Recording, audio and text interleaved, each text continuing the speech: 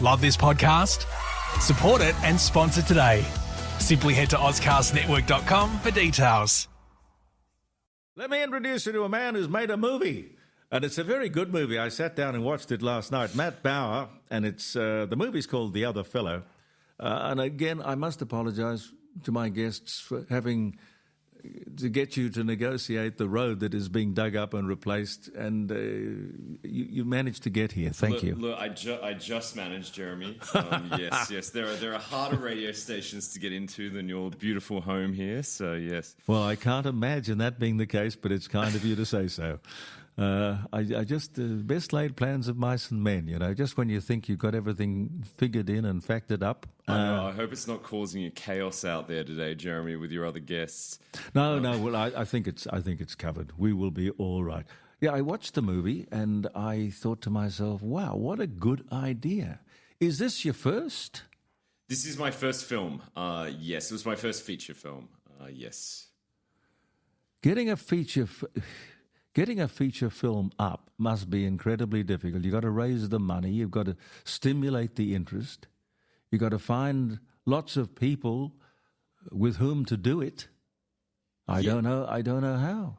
It's a challenge. I remember at film school, the biggest thing I learned about film producing at film school, they gave us it's a chart and it's a triangle, and there are three corners of the triangle which are fast, cheap, and good. And they say to you, you can only ever have two of these things. So if you want it cheap and fast, it won't be good. You know what I mean? If you want it fast and good, it won't be cheap. And for myself, and I think for a lot of first-time filmmakers, I went the good and cheap, well, hopefully good, and cheap route. Which meant it wasn't kind of fast. And so this film took me 9 years to make. And look, on average, especially in documentaries, generally from conception to their release is about 7 years. These things do take a long time. But especially what I like with documentary is you can just slowly film something bit by bit over time. Whereas in fictionalized film, you've got to get all the money together and then go and do a full 2-week shoot. And then the problem is you might not like what you've got after those 2 weeks, whereas thankfully with documentary, it's a bit more like sculpture. You can sort of slowly build it over time. But to write it, to first of all think of it, then to write it, direct it, script it, produce it. Yeah. Did you do it all? Largely, yes. I mean, I have a team back in London who kind of helped, especially at the end, sort of getting it together. I mean, I think especially when you say write, it's a little bit different in documentary. I mean, you kind of have a bit of a plan going in, and then, of course, sort of everything changes along the way as you shoot. And if you've seen the film, there were... One of our we'll get to who the characters are in a minute, I'm sure, Jeremy. But one of our characters is arrested for murder, during the course of the film, and that, of course, wasn't. Whoops. Yeah, that wasn't the plan going in. But then, of course, as I was googling these men, suddenly it came up that one of them had been arrested for murder, and suddenly we were filming in prisons in America and that kind of thing. And so with documentary, you kind of never know exactly where it's going to go, and it does sort of mean, at the end of the filming process, you're sort of, in some ways, the script happens at the end, as opposed to fiction where it happens at the beginning. Did you win an award for this? We've won some awards. Yes, I was nominated. I should explain. I was born in Adelaide, but I live in London. But I was longlisted for Best Debut Director at the British Independent Film Awards last year. And we've won a few other awards and nominations on the film festival circuit as we've gone. We won one 2 weeks ago at a festival in Ohio, which was called the Human Spirit Award. Well, I think that whatever you've won, you have got a lot more in your future. To me, the whole thing would be, getting the idea would be very important, getting the original idea and polishing it up. But it would be getting the money, getting the backers together, and then saying, well, this is my first movie. I can't sort of trot past successes out to you. You're going to have to believe in me. How hard was it to raise the money? For this, it wasn't really a money thing. Essentially, we just shot very cheaply with this film, and I think that's for a lot of people with documentary. If you're doing like a feature, a proper full-on feature film, you'll need to get $1 million or maybe 100,000 or something together to do that sort of thing. Whereas for this, we just kind of, I was filming with a lot of my friends from film school. There's an old hack that a lot of first-time filmmakers do, which is that you have to hire equipment. I'm sure you're familiar with this sort of thing. You need to hire equipment, and so what you'll often do is you'll rent the equipment on a Friday for one day, but because the equipment shop is closed on the Saturday, you've got to drop it back on Monday morning. So you actually get 3 days for the price of one, and that's what a lot of sort of first-time low-budget filmmakers do. And so that would kind of mean we'd have sort of 3 days to kind of shoot with. And I think this film was kind of made up of about 150 of those sort of shoots. But that costs something in a number of sort of hundreds of dollars, rather than having to lay out sort of thousands all the time.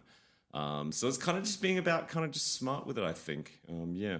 Any moments during the, what did you say, 7 years that you were working on it?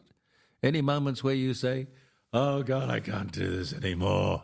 You have a lot of those moments in film, yeah, and it's hard, I think you have it with a lot of kind of people starting businesses and that sort of thing. That there are some ideas where you should take them behind the barn and shoot them, if you know what I mean. And you have that thing where you go, am I actually onto something here, or should I take this behind the barn and shoot it? And I think especially in documentary, you're kind of doing an edit all the time as you're going, and because you're still shooting at the same time, you're working on a film which is substandard pretty much up until the very end, when you go, great, this is good enough, let's release it out into the world.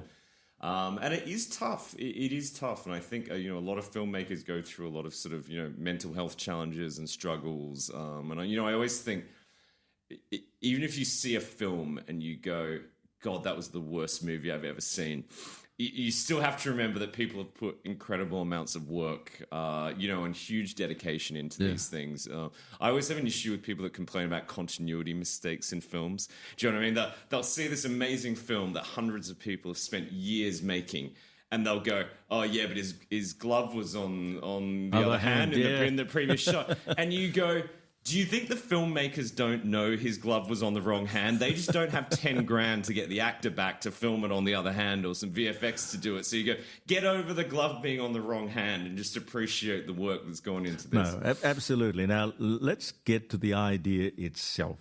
Was it a brainwave, or what were you doing when you thought about James Bond in this context? Well, I should explain that the film The Other Fellow is a documentary about the lives of real men all over the world whose name is James Bond, and what it is like to live in the shadow of the most famous fictional character and fictional name, but also the phenomena of James Bond, and kind of have this weird association with that every day.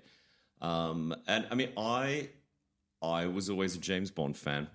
I was growing up in Adelaide. I would probably say I definitely felt like Adelaide's biggest James Bond fan. I was in some local things here. I would go into a place called Antique Market in the city every weekend. Yeah. There was another shop called Movie Maniacs, which I think is still actually there. And I would go in this is before eBay and things, and go in every week to see if they had James Bond items and that sort of thing in there.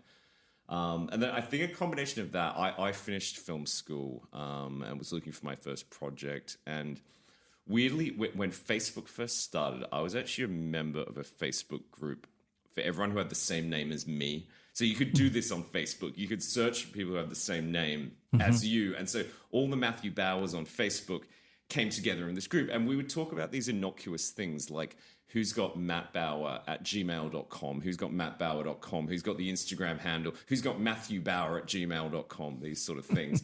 And somewhere in there I went, what if that, but your name was James Bond? Just imagine, not so much the martini jokes and that sort of thing, but just imagine the complications, especially in the digital age, that would result if your name was James Bond. And, you'll see when you've seen the film, it's about what happens if one man named James Bond is charged with murder by the police, and there's another guy in the same town who's also called James Bond. What happens to him? And then, as becomes sort of primary in the film, is the fact that you actually can't be Googled if you have this name. James Bond in some ways it does make you invisible in the digital world, because if you Google any of these guys, obviously 100,000 pictures of Pierce Brosnan, and that sort of thing pop up. There can be advantages and disadvantages to having a very common name. I actually, to just interject, Jeremy, as an experiment, when I'm being interviewed by people, I try and Google them on the internet to see if there is another one of them. And as far as I can tell, you are the only Jeremy Cordeaux. Yeah, I think almost in existence, Jeremy. So I think you probably haven't had those problems of sharing a name with someone, or there isn't another guy in Adelaide who gets your emails. No, I've never had anyone who wanted to take the name, and I don't know what that tells us about the name. There was a lady, oh golly, it's a long time ago. There was a lady who popped up here in Adelaide. What was her name? Janice, yeah. And she was... The only reason I suppose I even knew about her was that she was the public relations officer for John Martin's. This is going back into the 80s. And Janice Cordeaux. And eventually I bumped into her and I said, the Cordeaux family is very, very small, really, Yes. and I've never heard of a Janice Cordeaux. Yeah. Oh, she said, oh, no, I just liked the name. I just took the name. Yeah. And I said, oh, well, that's a lovely compliment. Thank you. You know, they used to beat me up at school because of that name. I mean, I'm really flattered that somebody would want it. Yeah, and you've got a PR personality that took it. I can believe that, and you'll see in our film there are people who have changed their name to James Bond, in one case to kind of get the attention from it, but look, it does make sense. I've met through this film, I never knew people who'd changed their name until I made this film. But, in this film, there are people who've changed their name to James Bond, and then also people who've changed it, away from James Bond. And you think of all the things that people do in life for self-improvement. You know what I mean? And the amount of expense, whether that's cosmetic surgery or education or you know what I mean, exercise and all these kind of things. Whereas actually, if you've kind of got a long, funny-sounding name, that can be a problem. And actually changing your name to a recognizable name like Cordeaux can give you instant name recognition. And I would imagine it probably helped her career. I don't know. As much as 5 years of education having a well-known name. Perhaps somebody's listening who remembers Janice Cordeaux, who will ring me up and tell me where she is. She's probably changed her name back to whatever it was in the beginning. 0491 65 68 60. Matt Bauer is my guest. Tell me the story as to how James Bond actually came about, because the name was not plucked out of thin air. It was a famous bird watcher or something, wasn't he? Yeah. So I mean, a lot of you never think about this of how authors come up with names for characters, but when Ian Fleming was creating the character of James Bond, heroes at the time had these really ornate sort of film noirish names like Bulldog Drummond or Peregrine Carruthers or that sort of thing. But because Bond was meant to actually be this bland, anonymous secret agent, Fleming wanted a really bland, sort of anonymous sounding name. And he was in Jamaica where he was a bird watcher, and he had this book called Birds of the West Indies by the American ornithologist James Bond. And, he'd look at birds with his binoculars and then look it up in Bond's book. And he looked down and saw the name James Bond. And he went, that is perfect. So he plucked that guy's name and used it for the character. And then, of course, when the character came out, every James Bond around the world, someone might have gone, oh, hey, there's a book with this character. And I'm sure it happens to people all the time where they go, oh, there's a character on Home and Away who's got the same name as you or something. Yeah. But what happened was Fleming then did an interview where he outed this to the world's press, saying, hey, I stole it from this American ornithologist. And the American ornithologist and his wife found out about this, largely because they, of course, started getting phone calls from the press and prank phone calls and this kind of thing. Yeah. And no one had ever followed up before what happened to him and the wife. And what we managed to find was they'd actually done an interview on the radio with the BBC World Service in 1963. And we found this kind of lost interview with the two of them, where they talk about what happened and their whole reaction to it. And what happened was his wife actually jumped in and wrote a letter to Ian Fleming saying, I'm not happy about you stealing my husband's name and we should sue you. And Fleming actually wrote back to them and said, I'm very sorry, for all the harm this has caused. And he said, well, the only thing I can do in return is offer your husband the name Ian Fleming if ever he wants to name a particularly horrible species of bird after me, which riled her up even further. And so they actually showed up at his house. They doorstepped him, if you will, by surprise and knocked on his door. And of course, he opened the door and he said, who are you? And she said, Mr. and Mrs. James Bond.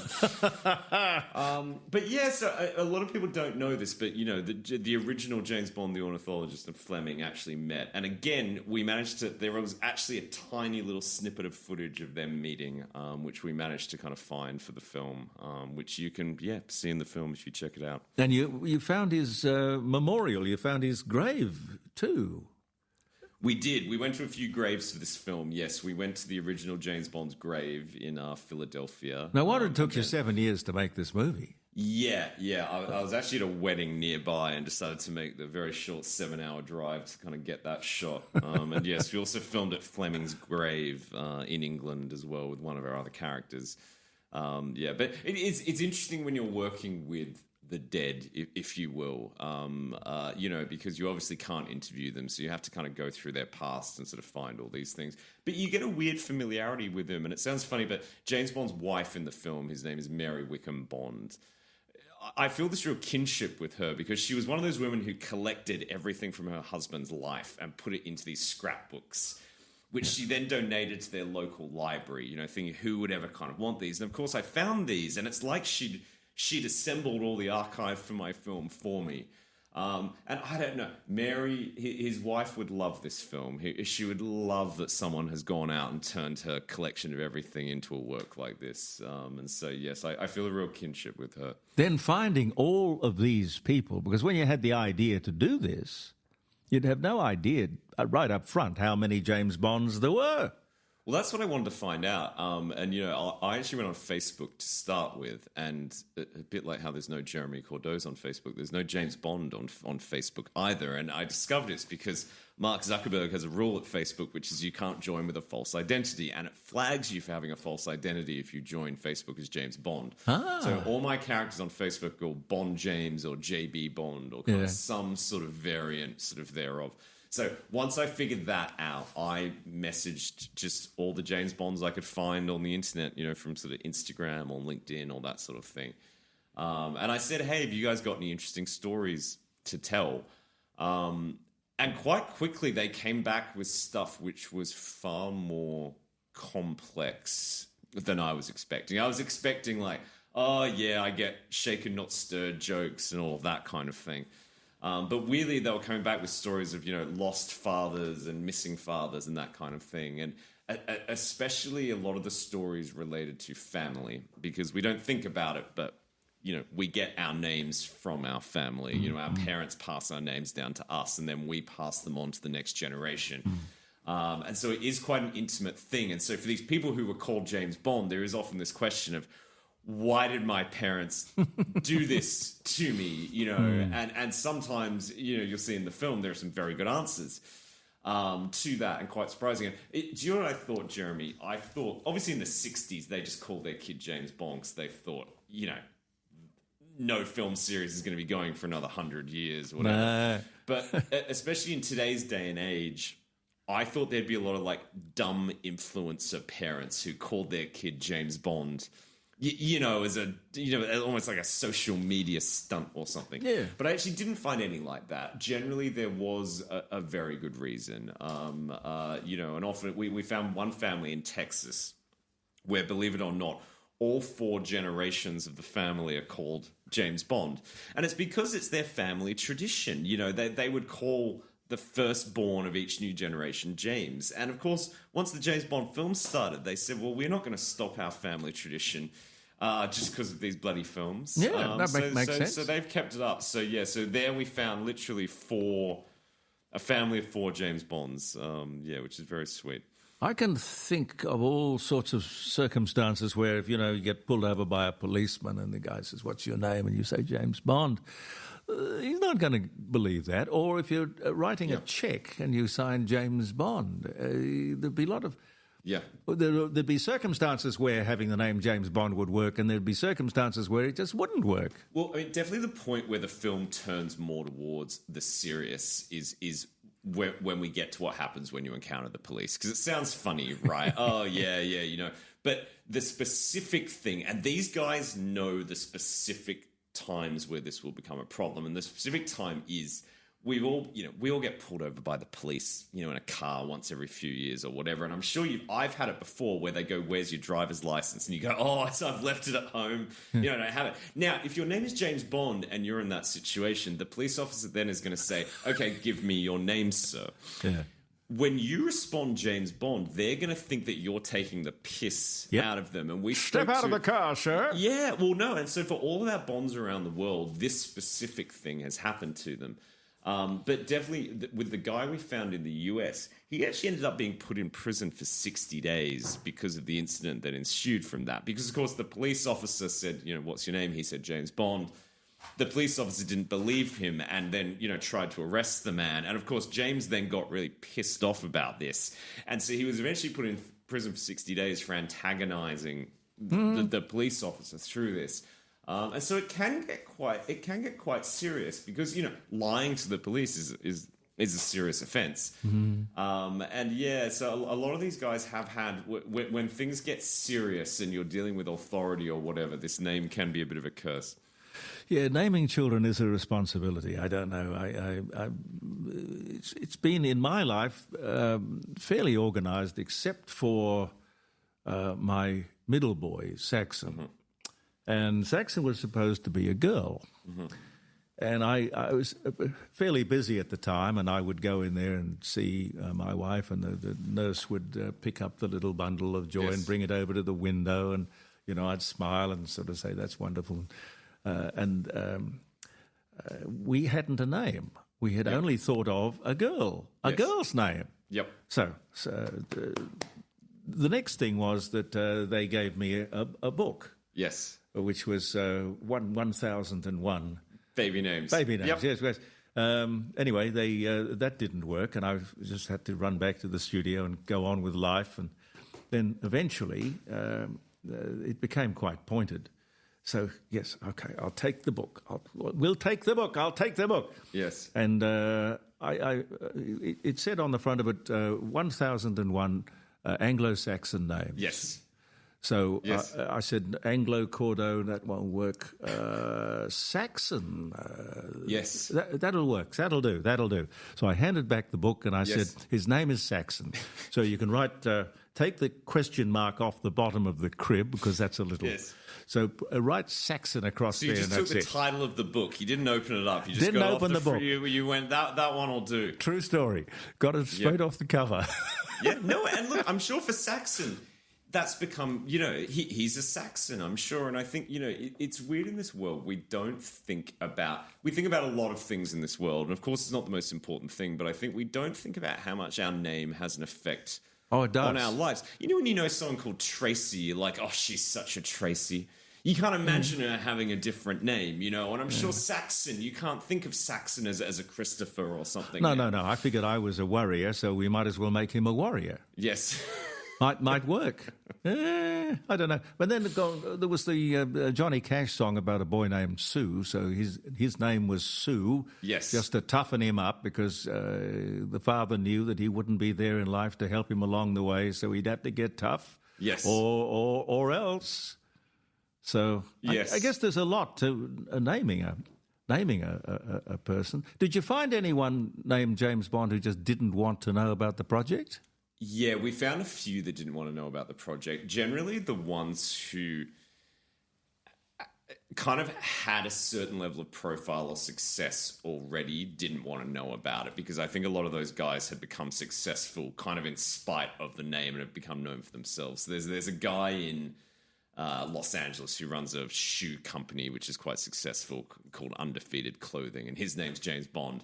And you can tell from him, he tries to avoid the James Bond thing like the plague. He wants to be known for his shoes, not for being a guy called James Bond. There's also a guy that I don't know if you've ever seen the Bond film, The Living Daylights, but it was filmed in 1987 in Gibraltar. So they were filming the movie there, and it's a British Army base there. And there was a British Army officer called James Bond, and of course they wheeled him out to get a photo with Timothy Dalton, and it was all a big joke and that sort of thing. And of course, that photo then went around all of his local newspapers back in England or whatever in those days. And so, of course, I wanted this guy in the film, the James Bond who met James Bond. And I wrote letters to him and his family and no response. And eventually I went and knocked on his door, where his wife came out and said, "Leave our family alone. We don't want to do your stupid movie."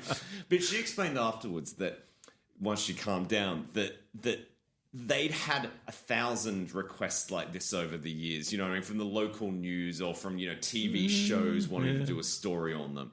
And these guys who are called James Bond, they do get all of these weird requests all the time. We had one who was...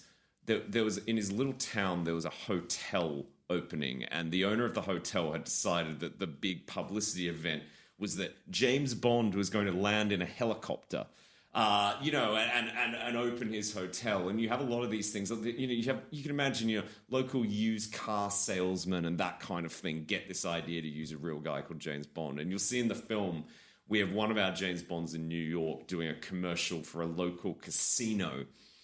Who wants James Bond to advertise their casino. And so for all these guys, they do kind of have their guard up a bit because they get a lot of strange phone calls.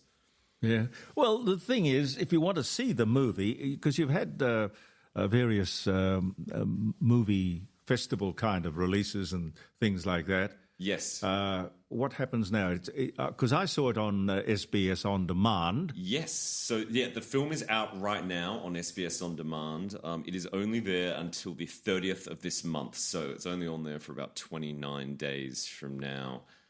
So if you want to see it, you can watch it, for free on SBS On Demand, which is great. They've been awesome partners. It's also available on an Australian documentary streaming service called DocPlay. So it's available on those. And if you search for it on Amazon, it comes up there on DocPlay as well. Well, it looks very classy. I mean, it looks very expensive. You said it was cheap, but it looks very well done. And as I say, when I looked at it, I thought, wow, for your first movie, you've set yourself a very high standard. What's going to be next? So I'm actually working on a film called Ethanol at the moment. Ethanol, you may know, is the actual drug inside alcohol. It's the drug that people are using when they drink. I thought it was something that came out of sugar cane. Yes, the actual chemical is called ethanol. Ethanol, which is a type of alcohol that's in there. And so I'm doing a documentary on that. Weirdly, in the documentary space, which obviously has hundreds of documentaries on cocaine and prescription medication and that kind of thing. Yep. There isn't actually a documentary on the world's sort of alcohol problem. And so that's what I'm doing next. And what's the thrust of it? I mean, are you anti or are you... Very anti, actually. Yeah, it is. I mean, alcohol is the world's largest drug problem. Yep. It is, and you hear so much in the media about, fentanyl and heroin and all these kind of things. But if you actually look at it in terms of pure death numbers, alcohol kills 10 times more people around the world than all these other drug problems combined. And I think, surprisingly, there isn't a documentary on this, and especially in the documentary space, which covers pretty much everything else. Does it strike you as perhaps being the reason that there isn't a documentary? Well, I think maybe a lot of people don't want to hear it, but I do think in terms of balance, I think that the alcohol industry has a lot of advertising. Every time I walk through an airport, you walk through the duty-free store. Every time you watch the football, there's a logo on the pitch and that sort of thing. Oh, yeah. And I think it's fair to have a film that has a good look at what the downsides of this are, and what the downsides of this world are, which are pretty massive, actually. I mean, when you get into the statistics on this kind of thing, even just murder, Jeremy. Good old classic murder. Yeah. Half of murders are committed on this substance. And I think that's a massive number. I mean, if it was another drug out there, if there was some prescription medication that half of all murders were committed on, it would be an international scandal. But with alcohol, we kind of just just sort of accept that, you know. When you hear, half of all murders are committed on booze, you go, well, that sounds about right. Well, I didn't know that. I hadn't thought about that. But there's probably just so much money involved in one way or another in the making of and the marketing of and the celebrating with booze. Yeah. It's incredibly ingrained in our society. Well, especially in Western societies, it's incredibly ingrained. And I think we're doing a film which is just having a proper look at that. I went looking for a film like that a few years back, and I was surprised I couldn't find one. Actually, you would think there's a film about this. What about some of the old Al Capone movies about the days of Prohibition? And I guess that's what's going to be trotted out. Anybody who wants to control the presence of alcohol in society, they'll say, "Well, look, Prohibition didn't work." Yeah, no, I don't think Prohibition did work, and I don't really think getting into the kind of banning or legalization of things is sort of really the kind of point we're going for with this. Because yes, I think banning alcohol just created a black market for it, which caused a lot of problems. Yeah. But I think individuals, do make their own informed choices. If they want to drink, or how much they want to drink, and that kind of thing. And I think this film, will be adding to the information for that informed choice. But no, certainly, I think once you get into the legalization or decriminalization of drugs and alcohol, I think that's a whole other thing. For politicians or others to figure out. And frankly, something I don't think that politicians and the decision makers have ever figured out for this kind of thing.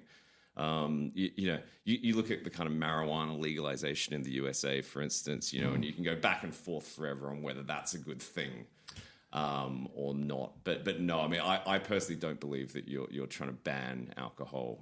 Definitely what organizations like the World Health Organization are doing a lot of these days is trying to push things about how much you can advertise this to children, what sort of things you can market to sort of younger people for this kind of thing. The issue of things like sports, to get into it, the issue of things like sports sponsorship is considered a big problem because, what they'll do is they'll put, a beer logo on the pitch at the World Cup, right? Mm-hmm. And that might be in one country. Now, if Australia has a law saying that you can't advertise alcohol to children, that circumvents that law. And so that's the kind of thing which a lot of government organizations are sort of trying to get onto to kind of reduce drinking numbers these days, rather than trying to make something illegal, which is a whole other ballgame. Yeah, but if you went through all of the pernicious and terrible things that we seem to sort of be able to live with or have come to learn to live with, gambling, for example, $200 billion a year business in Australia alone. Yeah. And that's probably not, it's probably a low, on the low side in terms of the estimate. And the damage that some of these things do to society and the people living in or trying to live in society, incalculable, I would think. Yeah, and we sort of just accept it. Especially, I always find it funny coming back here to Australia, especially on the gambling issue. The amount that it goes on in this country is a lot. Say in the USA, they've only just made betting on sports legal there very recently. And kind of in the UK, you might have, they call them like fruity machines in a pub, and they're kind of like a pokey, but they're more of a fun game where you might win £20 at the end. And you come back here and, there's a mini casino in every pub. Yes. Seems insane. Growing up here, I thought it was normal. But now I come back and I go, what? There's a miniature casino at the pub. Yeah. But then you've got to actually think about the fact that we had the opportunity here in South Australia of looking over the border to New South Wales, and we could see what an awful decision it was to put them into the pubs and the clubs. Yep. And we had a willful decision to just, okay, let's do it. Yep. Let's do it. And I think it was about the government being the real poker machine addict. Let's take the pips. Matt Bauer's my guest, and Matt's just handing me over oh, wow. It's a very rare collectible. The Jeremy. other fellow, James Bond. Yes, now that is signed by James Bond and James Bond.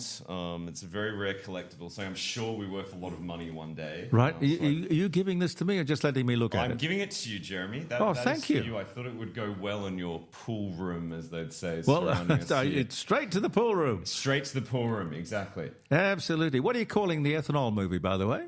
It's called Ethanol. Just actually. Ethanol. It is called Ethanol, yes. Thank you for that. I'll treasure that. That's great. Thank you. I'm a great collector of just about anything and everything, and that is very good. I thought, yes. It's very rare to have something actually signed by James Bond. No, thank you very much. Actually, two James Bonds. James Bonds. If you've seen the film, you'll see the Swedish James Bond. Yes. Who's early on the start of the film. He takes it very seriously. He takes it very seriously. so this one at the bottom right there is him, the Swedish James Bond. Yes, and obviously that wasn't his name to begin with, so he's had to learn a new signature for that.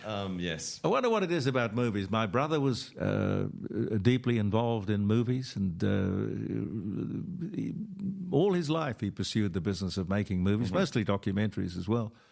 My eldest son, Christian, is over in America, in LA, trying to make his way in making movies. Yep. Saxon wants to be an actor. Yep. And my youngest, Christopher, is deep in making movies, and he got into the special effects side of making movies. What is it about it? I mean, it would have to be, apart from radio, of course, the most unreliable kind of industry to want to be in. Yeah, it's funny. I mean, it's a good question. I would say for your family, I guess they've kind of grown up in the entertainment industry, to some degree. And I think there's often you do have those sort of entertainment industry kind of families, that sort of go on.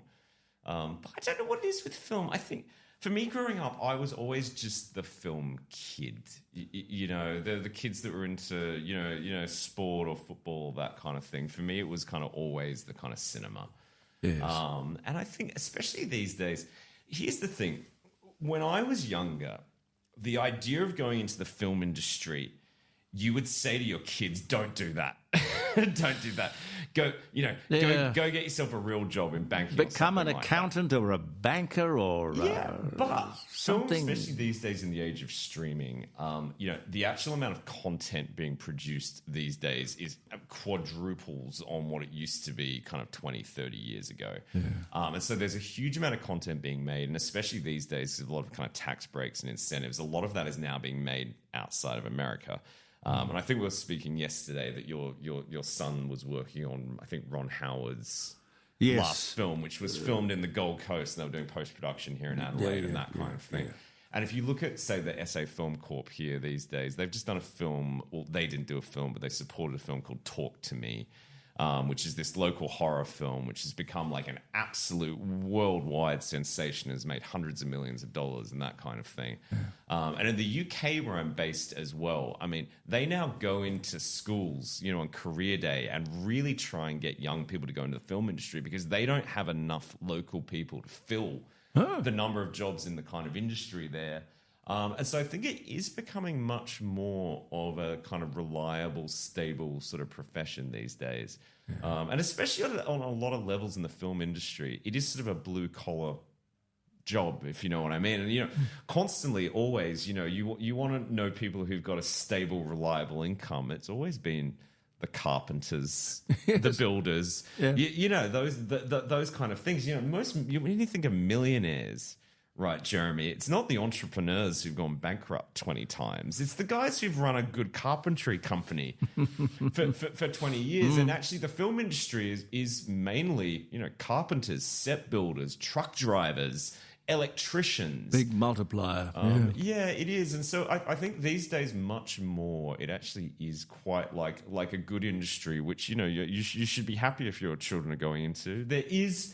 There is an occasional day of glitz and glamour. For all of your year's hard work, you get 5 minutes on a red carpet sometimes. And I think people often think that's, all it is. But behind the scenes, it's a huge amount of hard work and late nights. And,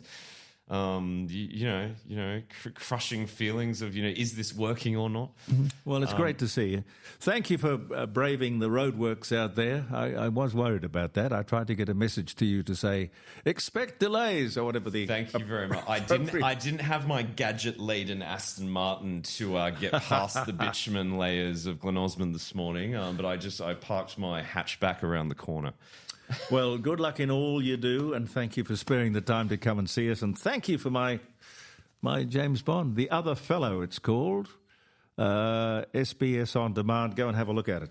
You really should be greatly congratulated on it. Beautiful effort. Lovely. Thank you very much. Thank you for checking it out, Jeremy. And I hope some of your listeners have a look as well. Matt Bauer, ladies and gentlemen. Love this podcast? Support it and sponsor today. Simply head to AuscastNetwork.com for details.